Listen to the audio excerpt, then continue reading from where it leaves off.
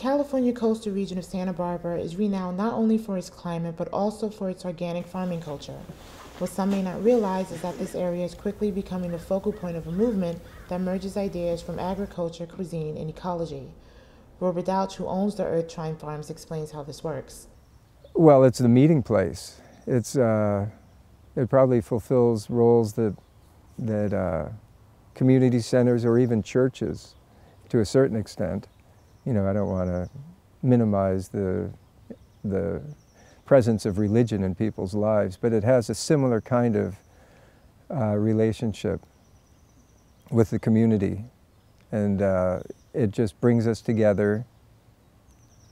And you see old friends, meet new friends, and everybody shows up and lingers.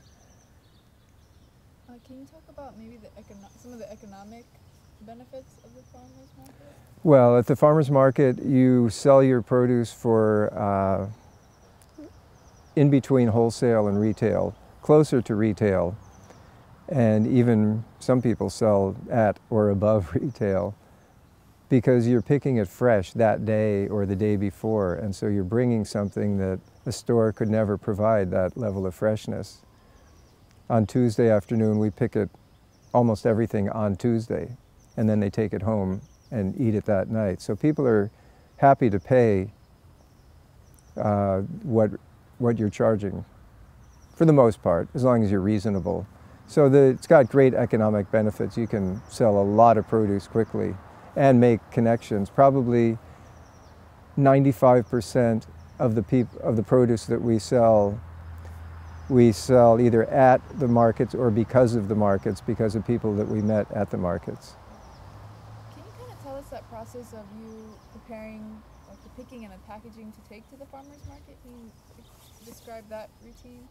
Well, of course you need a crystal ball to know if it's going to be a good day or not. You just have to check what holiday is coming up. How is the weather going to be in Santa Barbara when you're, of course, in Ojai, where it's a totally different climate. And then the main thing we do, that's to determine how much of something to pick. We've got a ballpark total that we try to pick. But last week we sold 6 boxes of lettuce. This week we sold 4 boxes of lettuce. So you don't really know. And it was a beautiful day. There's no reason in the world why it should have been 50% or 33 1/3% less. So and my workers come to me, how much should I pick? And I honestly don't always know. But one thing that I do know is that we have to pick it as fresh as possible and immediately get it into the shade, put water on it so that it stays fresh, and put a lid on it so that it doesn't dry out, and stack it in the shade and let the water drain off. And it takes probably as much time to handle it properly as it does to pick it in the first place. And not everybody does that. A lot of people pick a ton out in the field and it's starting to dry out, and we spend extra time with post-harvest handling, and it pays off. You can tell the difference. So we have our little rituals that we do, and it's educating the workers, and they got it, they understand it. Do you love what you do? Oh yeah, I love what I do. I feel like I'm the luckiest person in the world, tied for luckiest. A lot of lucky people. And to be able to do what you feel is your calling, I mean, I just evolved into this. I was drawn into it. So it must have been what I was meant to do. And just it incorporates everything that I look for in life, from family to economy to community to party. I mean, it's a party. My workers, they get to meet all the people that I know at the markets, and the chefs come over here to get their produce. So they see the whole world out there. So they're happier than your average field worker. My kids grow up on the farm, they're happy. The people at the markets are happy. It's a celebration. So every day is kind of like a party without the hors d'oeuvres. prepared.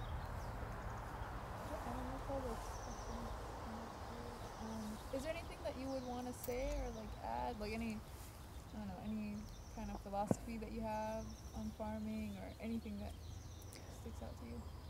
Well, I'm glad that there's a big interest from the younger generation to keep this style of farming going. There are some people in their 20s in Ojai that are saving local seeds. There are people that are planting new gardens all over the place and small farms. The next generation, and they're really dedicated. They're into organic. Organic is growing.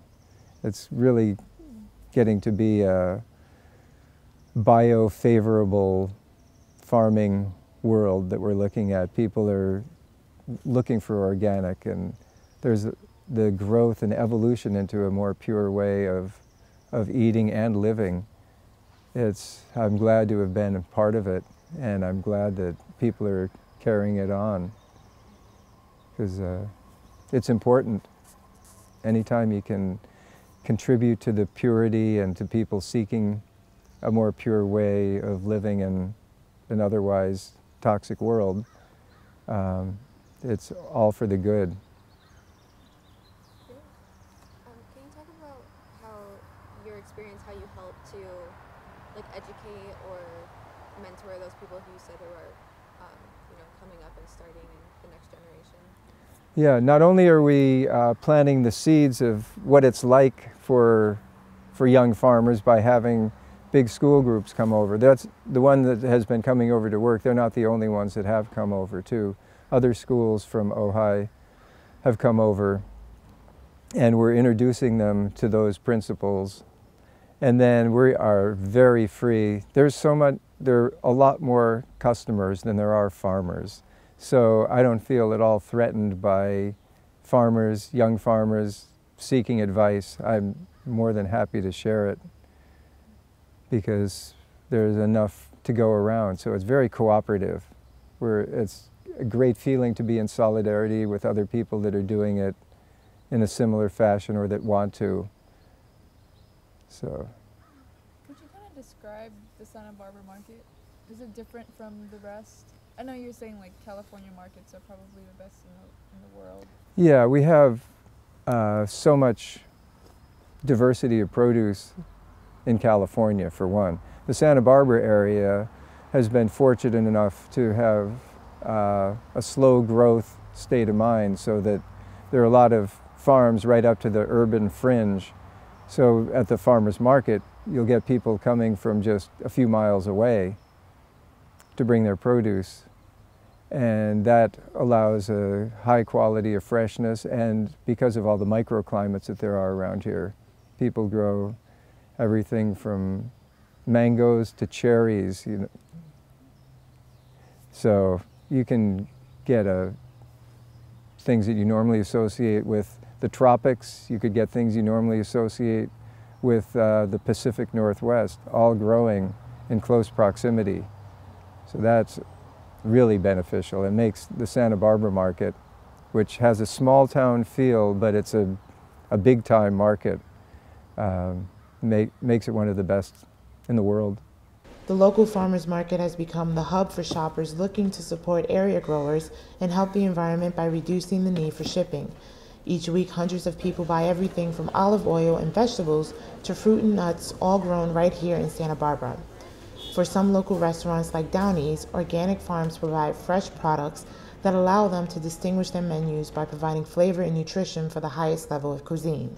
The quality of the produce that you can find, the freshness of the produce that you can find, the variety, and the care that goes into producing it. Huge factors. So, it's freshness, it's flavor. It's just a much better product. It really is. It's really cool because you can tell how passionate they are about what they do, and they just they're really into whatever they are selling. So I feel good eating it, knowing that these guys put passion and they love what they do.